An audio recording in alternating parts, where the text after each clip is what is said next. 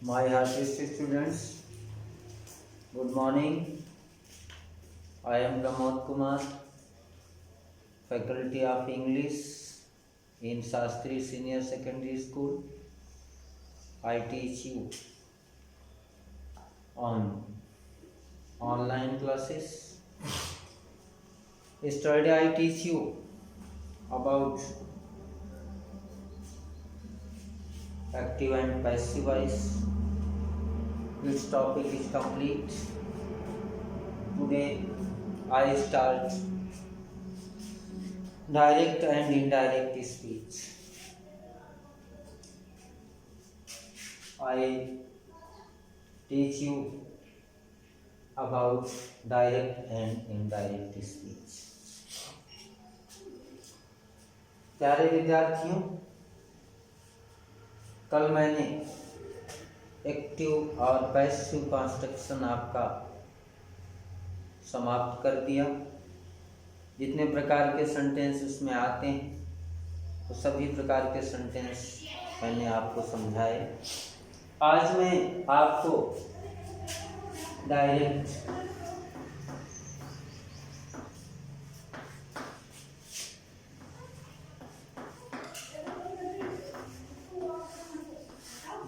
Speech जो कक्षा 10 में 4 अंक के आते हैं, कभी कभी 2 सेंटेंस देते हैं, कभी कभी 4 सेंटेंस दे देते हैं एक नंबर के, और कभी कभी 2 सेंटेंस 2 नंबर के दे देते हैं। तो कुल मिला के डायरेक्ट स्पीच आपका 4 अंक का आता है। प्यारे विद्यार्थियों, डायरेक्ट स्पीच के 2 पार्ट्स होते हैं। 2 पार्ट्स होते हैं, 2 types of direct speech.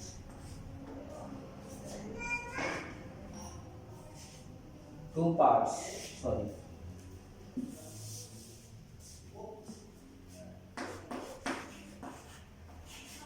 parts of direct speech।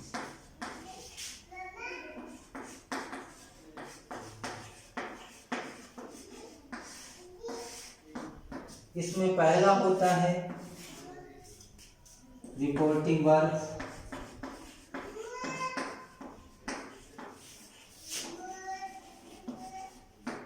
और दूसरा होता है रिपोर्टेड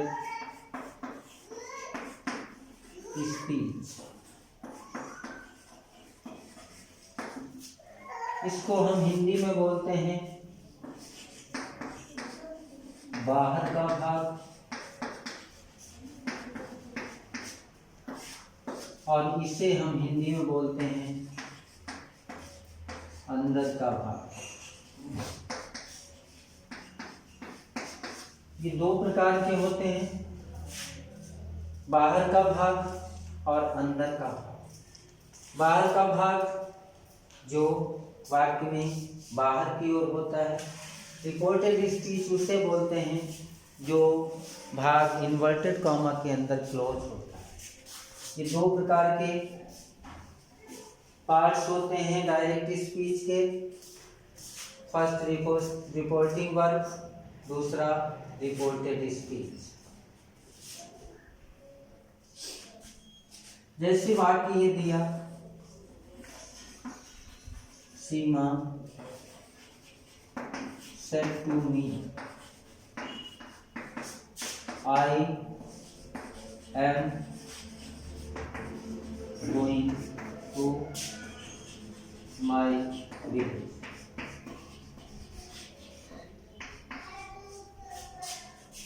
ये होता है रिपोर्टिंग वर्ब का भाग।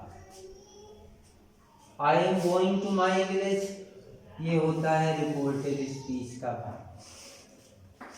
ये इन्वर्टेड कॉमा के अंदर क्लोज होता है, इसको बोलते हैं हम रिपोर्टेड स्पीच। और ये बाहर का भाग बोलते हैं जो इन्वर्टेड कॉमा से घिरे हुए वाक्य से पहले होता है। इसको रिपोर्टिंग वर्ब बोलते हैं। ये रिपोर्टेड स्पीच होता है। ये बच्चों लिखना है आपको। 2 पार्ट्स ऑफ डायरेक्ट स्पीच, पहला रिपोर्टिंग वर्ब, दूसरा रिपोर्टेड स्पीच। ये मैंने आपको उदाहरण स्वरूप बता दिया। इस वाले भाग को बाहर का भाग बोलते हैं, जिसको अंग्रेजी में रिपोर्टिंग वर्ब बोला जाता है। ये वाला भाग रिपोर्टेड स्पीच होता है, जिसको हम हिंदी में अंदर का भाग बोलते हैं। उसके बाद ये 2 पार्ट्स हो गए, पहला रिपोर्टिंग वर्ब और दूसरा रिपोर्टेड स्पीच। इसके रूल्स होते हैं। रूल नंबर 1,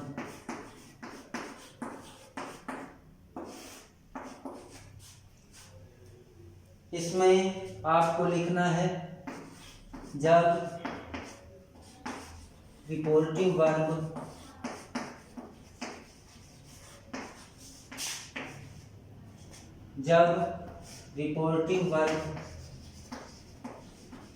प्रेजेंट सिंपल में हो तब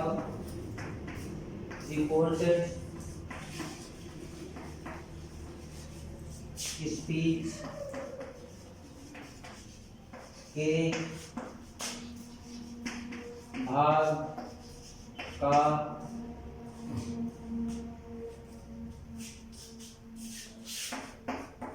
टेंस चेंज नहीं होता।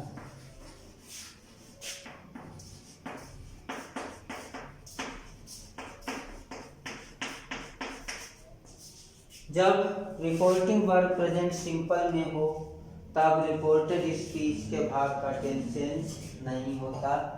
कहने का मतलब ये कि जब रिपोर्टिंग वर्ब वाले भाग में से दिया हो या सेज दिया हो, जब बाहर के भाग में से दिया हो या सेज दिया हो, तब इन्वर्टेड कॉमा के अंदर जो भाग बंद होता है उस सेंटेंस का टेंस चेंज नहीं होता है। उसको जिस टेंस में होता है उसी टेंस में लिख देते हैं। ये नियम नंबर 1। उसके बाद ये लिख लेना बच्चों, जब रिपोर्टिंग वर्ब प्रेजेंट सिंपल में हो तब रिपोर्टेड स्पीच के भाग का टेंस चेंज नहीं होता है। इसका दूसरा नियम,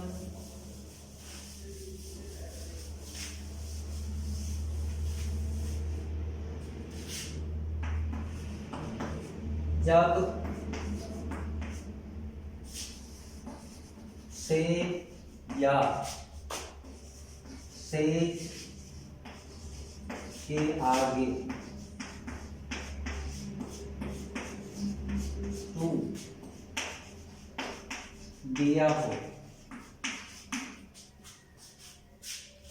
तब से टू या सेज टू या सेज टू को निम्न में बदल देते हैं।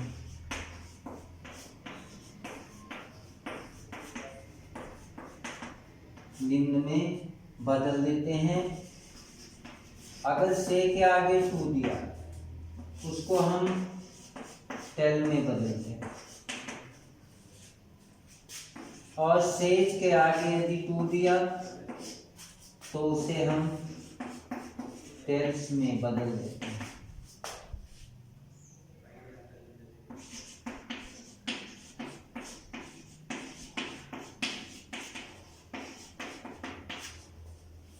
से के आगे टू दिया तो टेल में बदल देते हैं, सेज के आगे टू दिया तो टेल्स में बदल देते हैं।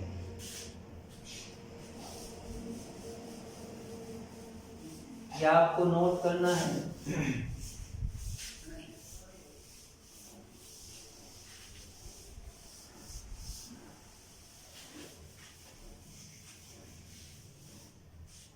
नियम नंबर 3, जब बाहर के भाग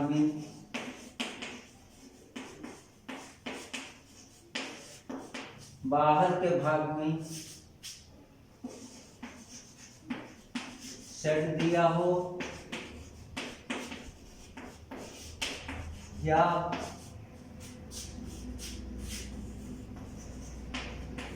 सेट 2 दिया,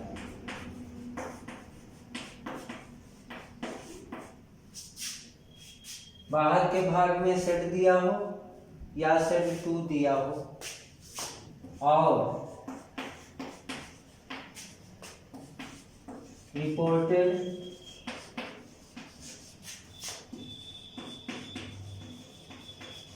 स्पीच के भाग का रिपोर्टेड स्पीच के भाग का सेंटेंस रिपोर्टेड स्पीच के भाग का सेंटेंस सिंपल सेंटेंस हो, तब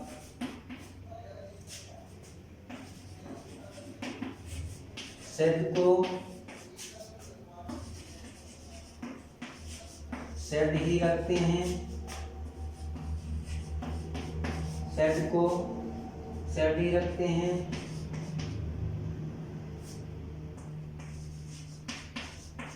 और सेट 2 को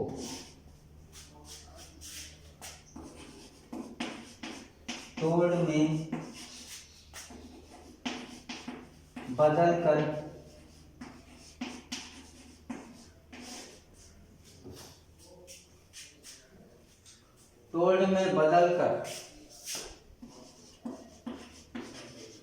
उसका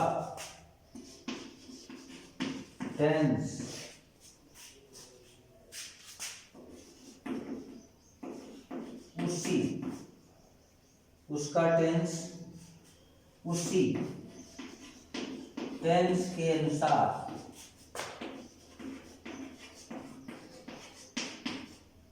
उसी टेंस के अनुसार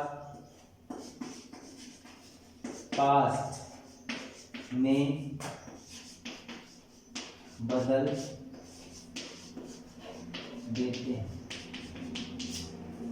ये इतना आपको नोट करना है बच्चों, जब बाहर के भाग में सेट दिया हो या सेट 2 दिया हो और रिपोर्टेड स्पीच के भाग का सेंटेंस सिंपल सेंटेंस हो, तब सेट को सेट ही रखते हैं और सेट 2 को टोल्ड में बदलकर उसका टेंस उसी टेंस के अनुसार पास्ट में बदल देते हैं।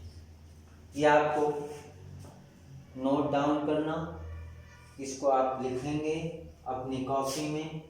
मैंने क्रम से जो नियम लिखवाए क्रम से आपको लिखना है, क्योंकि ऐसे समझ में नहीं आएगा। जब आप क्रम से नियमों को लिखेंगे तो आपके समझ में आएगा। अभी मैं नियम लिखवा दे रहा हूँ, फिर आपको वाक्यों की रचना किस प्रकार से करते हैं उसके विषय में आपको समझाऊंगा। ये चीज़ आपको नोट करनी है। जब बाहर के भाग में सेट दिया हो या सेट 2 दिया हो और रिपोर्टेड स्पीच के भाग का सेंटेंस सिंपल सेंटेंस हो, तब सेट को सेट ही रखते हैं और सेट 2 को टोल्ड में बदलकर उसका टेंस उसी टेंस के अनुसार पास्ट में बदल देते हैं। ये आपको अपनी कॉपी में नोट करना। उसके बाद रूल नंबर 4,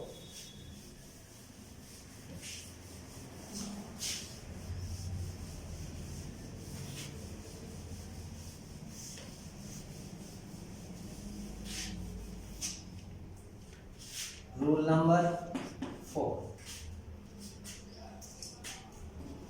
जब रिपोर्टिंग वर्ब के भाग में सेड या सेड टू दिया हो। जब रिपोर्टिंग वर्ब के भाग में सेड या सेड टू दिया हो और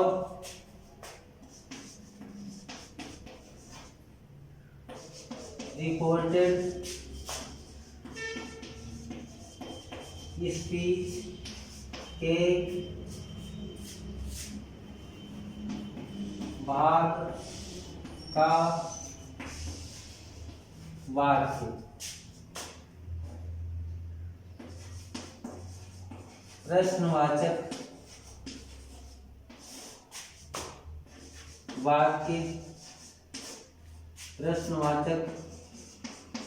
वाक्य हो तब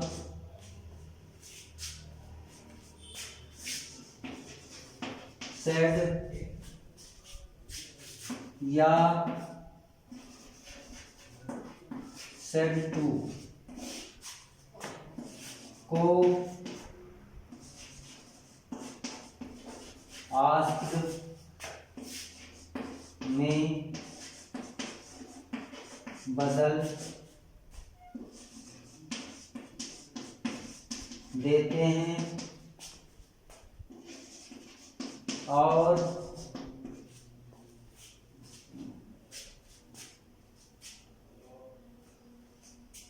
आस्क्ड में बदल देते हैं और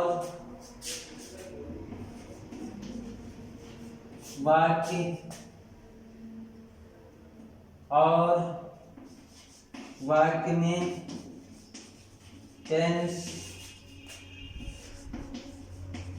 बदल कर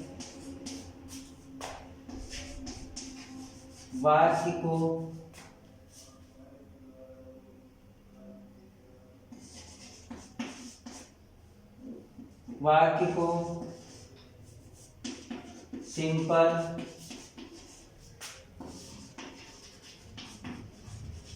सेंटेंस में बदल कर लिख देते हैं। यह भी आपके समझ में नहीं आएगा, जब वाक्य की रचना आपको करवाऊंगा तब आपके समझ में आएगा। इसको आप लिखना है, आपको लिखना है जब रिपोर्टिंग वर्ब के भाग में सेड या सेड टू दिया और रिपोर्टेड स्पीच के भाग का वाक्य प्रश्नवाचक वाक्य। रिपोर्टिंग वर्ब मैंने आपको बताया कि बाहर का भाग जो इन्वर्टेड कॉमा, जो भाग इन्वर्टेड कॉमा के अंदर बंद होता है उससे पहले जो वाक्य होता है उसको रिपोर्टिंग वर्ब का भाग बोलते हैं। उसमें यदि सेड या सेड टू दिया हो तब और रिपोर्टेड स्पीच के भाग का वाक्य प्रश्नवाचक वाक्य जो इन्वर्टेड कॉमा के अंदर भाग बंद होता है वो वाक्य आपका प्रश्नवाचक हो तब खाली सेड दिया हो या सेड के आगे टू दिया, खाली सेड दिया हो तब भी आपको आस्क्ड में लिखना। यदि रिपोर्टेड स्पीच के भाग का वाक्य प्रश्नवाचक वाक्य है तो अगर खाली सेड दिया तब भी आपको आस्क्ड में बदलना है। सेड के आगे टू दिया तब भी आपको आस्क्ड में बदलना है और वाक्य में टेंस बदल देते हैं। सेड दिया हो क्योंकि सेड रिपोर्टिंग वर्ब पास्ट की होती है और पास्ट के होने के नाते जो इन्वर्टेड कॉमा के अंदर भाग बंद होता है उसका टेंस हमें निश्चित ही बदलना है। अगर प्रेजेंट में दिया तो उसका पास्ट में, प्रेजेंट इंडेफिनिट दिया तो पास्ट इंडेफिनिट में चेंज करना, प्रेजेंट कंटीन्यूअस टेंस दिया तो पास्ट कंटीन्यूअस टेंस में चेंज करना, प्रेजेंट परफेक्ट दिया तो पास्ट परफेक्ट में चेंज करना, इस प्रकार से आपको वो वाक्य, उस वाक्य का टेंस आपको बदलना है यदि रिपोर्टिंग वर्ब पास्ट में दी है तो। ये बात ये आप नोट करना है आपको, ये सब आपके काम आएगा क्योंकि इसके आधार पे ही आपको वाक्य की रचना करनी है। ये नियम जब तक आपको नहीं क्लियर होंगे तब तक आप डायरेक्ट से इनडायरेक्ट में नहीं चेंज कर सकते हैं। तो इस प्रकार से बच्चों अगला नियम मैं आपको कल की क्लास में बताऊंगा, लिखवाऊंगा आपको, लेकिन इन नियमों को ध्यान से आपको पढ़ना है, इनके आधार पे ही आपको वाक्य की रचना करनी है। तो कल फिर इसी समय क्लास में मिलेंगे। नमस्ते, धन्यवाद।